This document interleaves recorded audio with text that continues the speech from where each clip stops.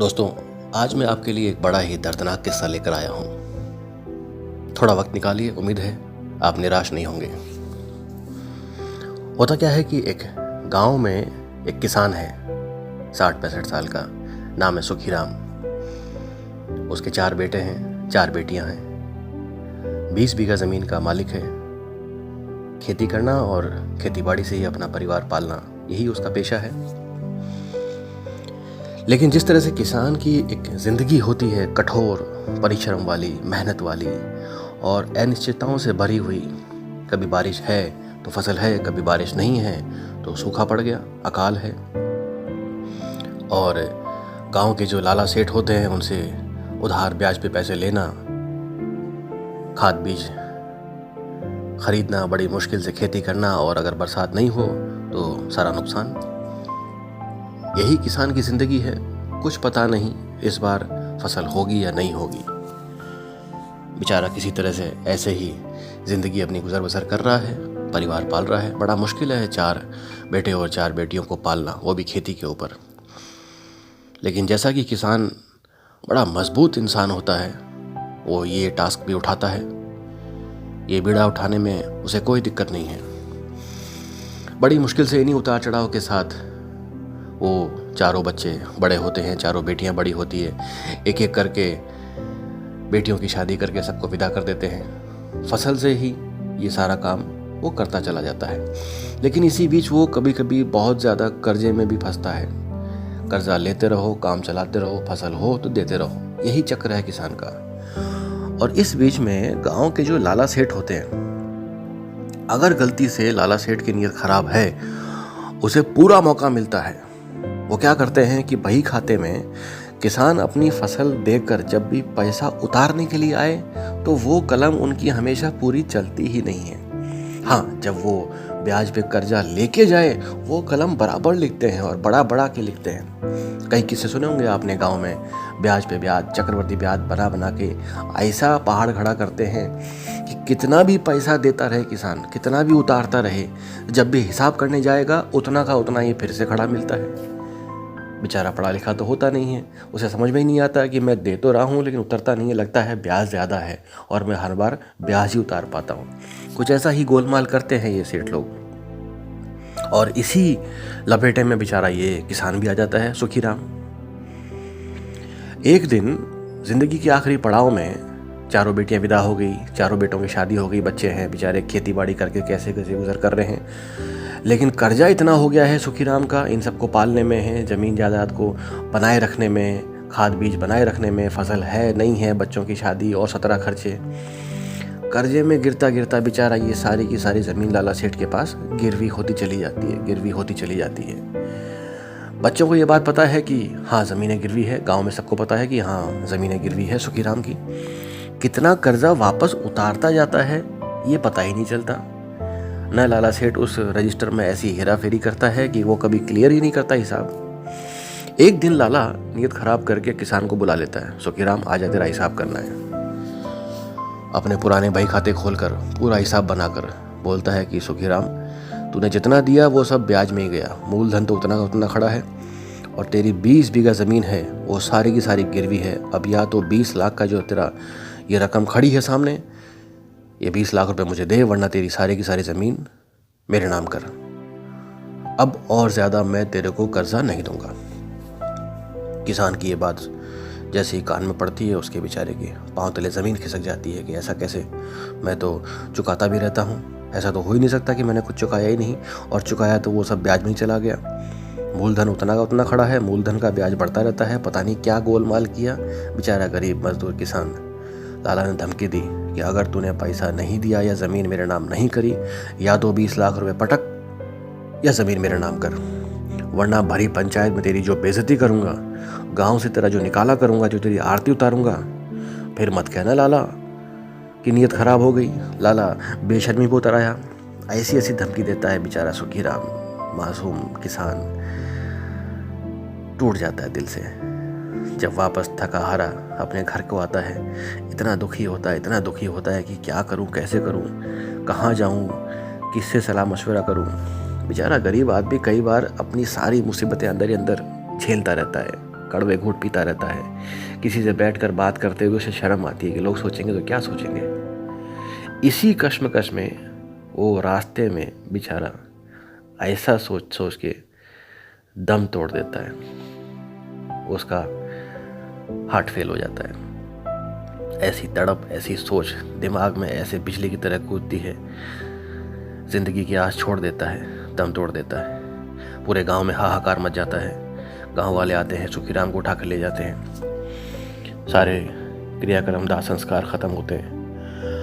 अब 4-5 दिन बाद लाला सेठ ने गांव में पंचायत बिठा दी है और पंचायत के सामने वो सारे अपने कागजात रजिस्टर रख देता है।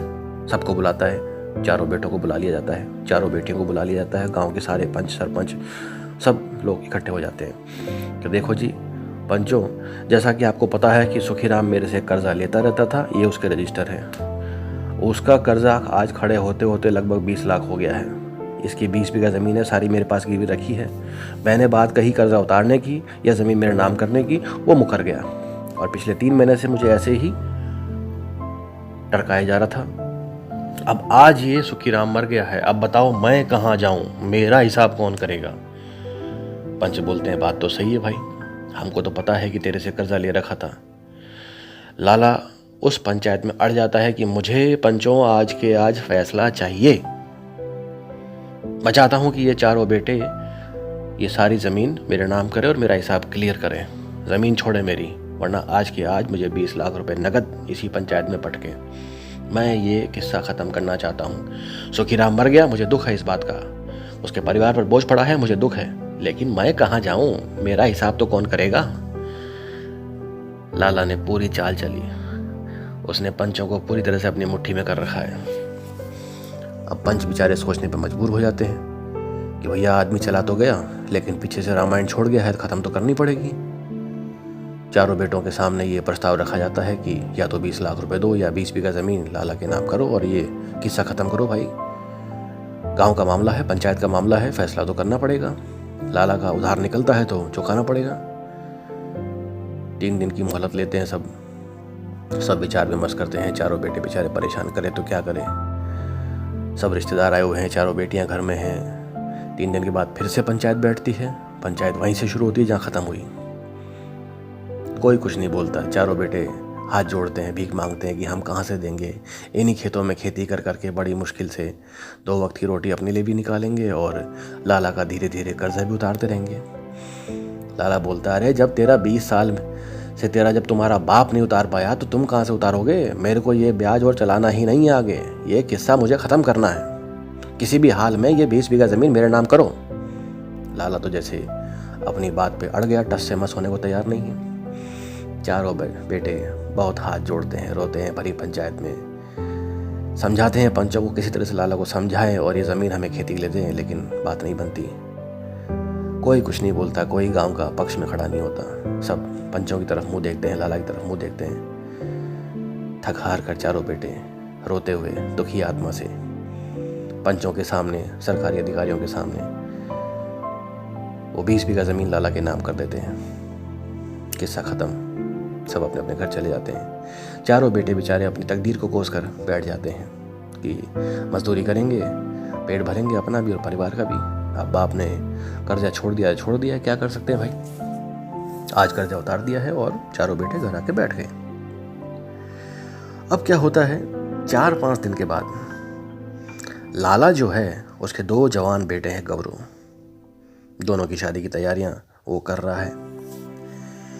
एक दिन लाला जब आराम से गहरी नींद सो रहा है मालपुए खा के, उसकी नींद में सुखीराम की आत्मा आती है और उसे धमकाती है, उसे डराती है कि साले मरने से पहले मैं तेरा पूरा हिसाब क्लियर कर गया था, सब कुछ क्लियर था, मुझे पता है, मैंने तेरा एक एक पाई चुका दिया था, लेकिन तूने मेरे चलनी थी और मेरे बनने के बाद भरी पंचायत में मेरे बेटों को बेइज्जत करके मेरी सारी ज़मीन अपने नाम करवा ली।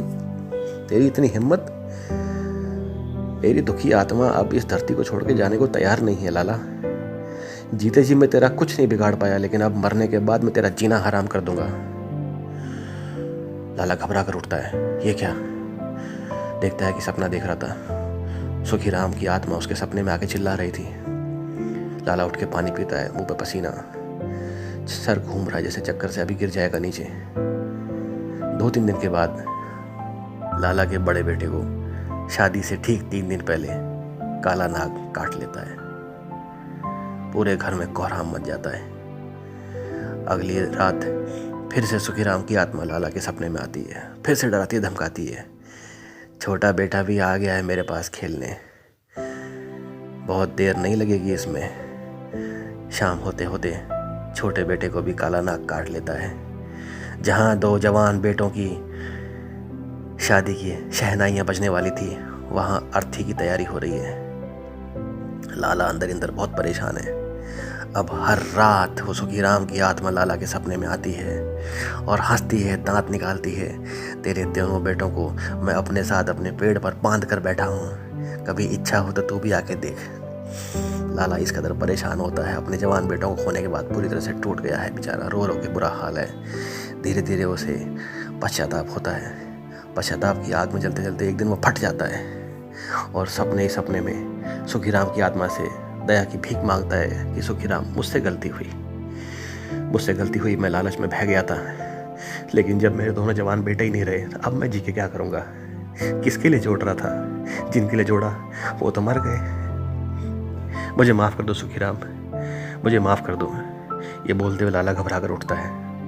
अगले दिन लाला पूरे पंचायत को बुलाता है, रोते हुए भरी पंचायत के सामने अपना गुनाह कबूल कर लेता है कि सुखीराम ने धीरे धीरे करके सारा कर्जा उतार दिया था, लेकिन मेरी ही नीयत खराब थी, मैंने उसके साथ ऐसा किया, उनके बेटों की ज़मीन छीन ली। अब जब मेरे 2 जवान बेटे नहीं रहे तो मैं जी के क्या करूँगा।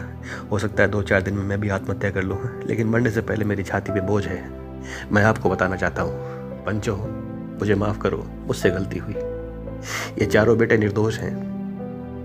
मैं अपनी ये सारी की सारी 20 बीघा ज़मीन वापस इनके नाम करता हूँ। कानून मुझे जो सजा दे मुझे मंजूर है, मुझे माफ़ कर दो। वो सरकारी अधिकारियों को बुलाता है, वो 20 बीघा ज़मीन वापस चारों बेटों के नाम करता है। बेचारा रोता बिलखता दोनों बेटों की याद में, दोनों बेटों का नाम पुकारते हुए पागलों की तरह चला जाता है। दूर खेतों में कहाँ जा रहा है पता नहीं। ऐसा सदमा लगा है उसे दोनों बेटों की मौत का, वो अपने आप को संभाल नहीं पा रहा है। हमेशा रईसों को अपने बच्चों से बहुत प्यार होता है, सारी दुनिया को लूट कर वो अपने बच्चों के लिए महल खड़ा करना चाहते हैं, लेकिन जब वो बच्चे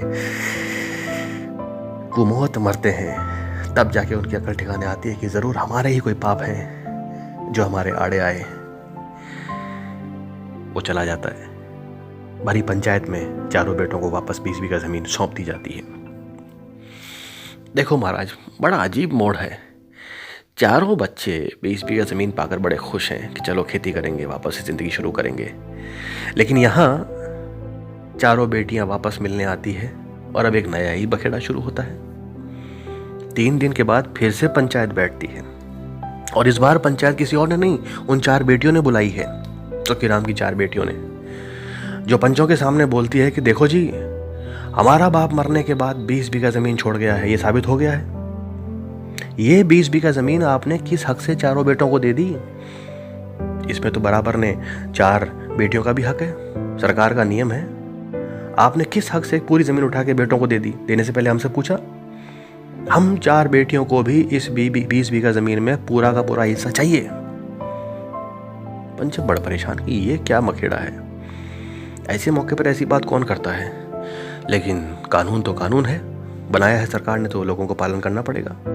पंचायत भी मजबूर है, बोलते बात तो सही है भाई, सरकारी नियम है, हम कुछ कर नहीं सकते। अगर गांव का मामला होता, पंच का मामला होता तो हम सुलझा देते, ये तो कुछ कानूनी मामला है, आप आपस में बैठ के सुलझा लीजिए। भरी पंचायत में चारों बेटों को बुलाया जाता है। बड़े रोते हुए बोलते हैं कि पंचों, एक बात समझ में नहीं आई, सरकार का जो नियम है वो परे मान लिया, चलो वो लागू होगा, लेकिन जो इंसानियत का एक नियम है वो कहाँ गया? बोले जी क्या? अरे इसी पंचायत में जब लाला ने हमसे 20 बीघा ज़मीन वापस मांगी थी, या कहा था कि या तो 20 लाख रुपए पटको या 20 बीघा ज़मीन दो वापस, तब ये चारों बहनें कहाँ गई थी कि 20 लाख रुपए का कर्जा सुखीराम छोड़ गया है। चारों भाइयों से इन्होंने बोला कि चिंता मत करो, इस कर्जे में हम भी बराबर के हिस्सेदार हैं, ये 20 लाख में 4 नहीं 8 हिस्से करो, 4 हिस्से बहनें देगी। अरे जब बाप कर्जा छोड़ के गया, उसमें बहनें अपना हिस्सा देने को तैयार नहीं होती, आगे नहीं आती। अब गेम पलट गया, बाप कुछ माल छोड़ के गया है, उसे लेने के लिए चारों बहनें आ गई। यह कौन सा कानून है? ये तो गलत बात है पंचों। चारों भाइयों की दलील सुन के पंचों के भी हवा सी निकल जाती है, कान खड़े हो जाते हैं कि बात तो सही है। अगर बाप मर गया, माल छोड़ जाता है, तो उसको बांटने के लिए भाई बहन सब इकट्ठे हो जाते हैं कि जी बराबर का हिस्सा होगा। लेकिन कभी सुना नहीं ऐसा कि अगर बाप मरने के बाद कर्जा छोड़ गया तो बहनें भी आकर उस कर्जे में भी बराबर का हिस्सा उठाती है कि हाँ ऐसा है जी, जो बाप कर्जा छोड़ गया है उसके बराबर 8 हिस्से करो, 4 का हिस्सा कर्जा हम चुकाएंगे, हम बहनें भी बराबर बाप का कर्जा चुकाएंगी। मरने के बाद बाप जो कर्जा छोड़ता है, आज तक किसी बहनों ने चुकाया है, बेटियों ने चुकाया है? मैंने तो ऐसा कोई किस्सा सुना नहीं। अगर आपने सुना हो तो ज़रूर बताना। बहरहाल बहस बहुत बढ़ती है और वो बहनें इस कदर आमदा हैं अपना हिस्सा लेने के लिए, चारों भाइयों का फिर से दिल टूट जाता है। चारों भाई देख रहे हैं पंचायत की तरफ, भरी पंचायत में कोई भी उनकी मदद करने को तैयार नहीं है। पंच बेचारे एकदम गांधी जी के 3 बंदर बने हुए बुत बनकर बैठे हुए हैं, क्योंकि वो कानून के आगे बेबस हैं, कुछ कर नहीं सकते, उनके हाथ में कुछ है ही नहीं। मामला ऐसा हो गया है, कानूनी पेच फंस गया। लेकिन यहाँ चारों भाई बड़े दुखी होकर एक तरफ जाके खाट पर बैठ जाते हैं। बैठे बैठे बतलाते हैं, रोते हैं कि पहले तो बाप मरने से पहले ये दुख दे गया, अब थोड़ी ज़िंदगी की रोशनी दिखाई दी थी कि बहनों ने नया खड़ा कर दिया। चारों भाई हिम्मत करके खड़े होते हैं पंचों के सामने, अपने आंसू पोंछते हैं, थोड़ी हिम्मत अपने आप को देते हैं और बोलते हैं, पंचों आप तो बेबस हो, कानून बेबस है, फैसला हम करते हैं। ये 20 बीघा ज़मीन पूरी की पूरी इन चारों बहनों को दे दी जाए। लगता है हमसे ज़्यादा इनको ज़रूरत है रोटी की, दे दो इनको, हमें इसमें से कुछ नहीं चाहिए। आज के आज ये 20 बीघा ज़मीन हम चारों बहनों के नाम करते हैं, लेकिन एक शर्त पर, और उसकी जिम्मेदारी इन पंचों की होगी। अगर हाँ करते हो तो बोलो। पंच बोलते हैं, बोलो भाई क्या बात है। हम चारों में से आज के बाद इन बहनों से कोई रिश्ता नहीं है। अरे हम में से कोई भी मर गया, अगर हमारा मरने के बाद मुंह देखने के लिए इन चारों बहनों में से कोई भी आ गया, उसकी जिम्मेदारी पंचों की होगी। बोलो हाँ के ना। ये सुनते ही पंचों की हवा खराब हो जाती है कि ऐसा कैसे कि हम इसके 8 हिस्से नहीं कर रहे, अरे पूरा का पूरा हिस्सा बहनों को दे रहे हैं, लेकिन मरने के बाद ये हमारा मुंह तक देखने नहीं आएगी। आज से अभी से संबंध खत्म। पता नहीं चारों भाइयों को क्या सूझी, उन्होंने इस तरह का फैसला सुनाया, सारी की सारी जमीन बहनों को देकर निकल गए। गांव से दूर जाके झोपड़ी बांध के अपना फिर से मेहनत मजदूरी करके जिंदगी शुरू करने लगे। बहनें बड़ी खुश होकर पूरी की पूरी जमीन कागजात लेकर निकल गई। पंच बेचारे बैठे बैठे एकदम निरुत्तर, कोई जवाब नहीं उनके पास। हताशा देखते रहे कि ये तो ऐसी अब पहला हुआ है, पता नहीं कितना दिल टूटा इनका है जो इन्होंने इस तरह का फैसला किया। सारे गांव के लोग बेबस। गांव के लोग सिर्फ कानाफूसी करने के अलावा कर क्या सकते हैं? हर बार कुछ नया मुद्दा आता है तो सिवाय कानाफूसी के कुछ नहीं करते। शाम होती है, कानाफूसी करते हैं, सो जाते हैं, सुबह उठ के फिर से वही कानाफूसी। मुद्दा ख़त्म। सब अपने अपने घर चले गए। 4-5 दिन के बाद जब वो चारों बेटे गांव से दूर झोपड़ी में अपना जीवन जी रहे हैं, शुरू करते हैं वापस मेहनत मजदूरी, दाल रोटी, देखते हैं कि सुबह सुबह चौक में उनके बाप की आत्मा आकर फिर से बैठ जाती है। जैसे ही आत्मा दिखती है, बड़े बेटे का खून खौल जाता है। वो लाठी उठाकर भागता है आत्मा की तरफ। बाप खड़ा हो चिल्लाता है, अरे क्या कर रहा है, मैं तेरा बाप हूँ। अरे मर गया बाप, मरने के बाद तो पीछा छोड़, क्या ज़रूरत थी ये बखेड़ा खड़ा करने की।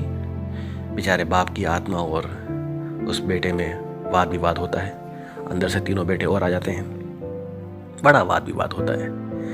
वो सिर्फ इतनी रिक्वेस्ट करते हैं कि जो भी लेन देन था कम से कम हमें बता तो दिया होता, मरने के बाद ये सब दिन देखना तो नहीं पता। कभी आता है कोई ज़मीन छीनता है, कभी आता है वापस देता है, कभी आता है फिर छीनता है। हम क्या क्या पुतले बन गए हम मिट्टी के? हमें कोई भी आता है उठा के इधर से उधर फेंक देता है। बस वो बहस चल रही थी। आज आलम यह है कि हर दिन सुबह आके वो बाप की आत्मा उस चौक में बैठ जाती है, चारों बेटों से बहस करती है। चारों बेटे भी उससे लड़के खुश हो जाते हैं। यही सिलसिला चल रहा है। मोरल ऑफ द स्टोरी ये है, मुझे ऐसा लगता है माँ बाप को अपने ज़िंदगी के आखिरी चरण में बच्चों से जिक्र ज़रूर करना चाहिए, किससे लिया है, किससे दिया है क्या नहीं है। कम से कम लेन देन के बारे में उन्हें अवगत कराना चाहिए। या माँ बाप को जब पता है कि हमें किस बच्चे को क्या देना है, कहाँ खड़ा करना है, किसको क्या बताना है, ये सब जीते जी बता जाए तो अच्छा है। क्योंकि आजकल सबको पता है कि मरने के बाद क्या क्या बखेड़े खड़े होते हैं, किस बच्चे की नीयत ख़राब हो जाए कुछ पता नहीं। अच्छे खासे रिश्ते पैसों के लिए तबाह हो जाते हैं। इसी पैसे के लिए अपनों ने अपनों की शक्ल तक देखना बंद कर दिया है। ऐसा हुआ है, समाज में हो रहा है। तो माँ बाप का फ़र्ज़ है कि जीते जी फैसला कर जाए किसको क्या मिलेगा, कौन क्या लेगा। मुझे याद है पुरानी हिंदी फिल्मों में दीवान साहब वसीयत लिख के जाते थे, मरने के बाद किसी को दिक्कत ही नहीं, दीवान साहब ने वसीयत लिख दी। सोचो अगर ये चारों बेटे ही लड़ते, एक बेटा बोलता कि देखो ये बंजर ज़मीन है, ये मैं नहीं लूँगा, और एक बोलता ये उपजाऊ ज़मीन है, मैं ये लूँगा, वहाँ भी दोनों बेटों के बीच में लड़ाई हो सकती थी। चारों बेटे भी लड़ सकते थे। अगर मान लो 20 बीघा में से 10 बीघा बंजर ज़मीन है और 10 बीघा उपजाऊ, तब भी चारों लड़ सकते थे कि भैया मैं बंजर क्यों लूँ, मैं उपजाऊ ज़मीन लूँगा। लड़ाई कहीं भी हो सकती है। झगड़ा की जड़ 3, जर जोरू और ज़मीन। माँ बाप सबसे सीनियर होते हैं, उन्हें सब पता होता है। जीते जी उन्हें फैसला करके जाना चाहिए किसको क्या देना है, किसको कितना देना है, किसको कब कितना मिलेगा। पीछे कोई झगड़ा रहेगा ही नहीं, ऐसा मेरा मानना है। दोस्तों, ये किस्सा मेरे जहन में था, मैंने आपके साथ शेयर किया। आपके कोई भी सुझाव हो सकते हैं, विचार हो सकते हैं। आज़ाद देश के आज़ाद मुल्क है, कोई कुछ भी बोल सकता है, अपने विचार रख सकता है। मैंने अपने रखे, आप अपने रख सकते हैं। इस कहानी का किसी से पर्सनल कोई लेना देना नहीं है। ये एक काल्पनिक मात्र भी हो सकता है। मैं एक लेखक हूँ, एक कवि हूँ, ये मेरी कल्पना है। दुनिया किसी को नहीं हो भी सकती है, और या कोरी कल्पना भी अगर कहीं है तो वो एक काल्पनिक दृश्य भी हो सकता है। लेकिन ऐसा है, समाज में कहीं ना कहीं ऐसा है, और रिश्ते बने रहें इसके लिए थोड़ी सावधानियां हमें रखनी ज़रूरी है।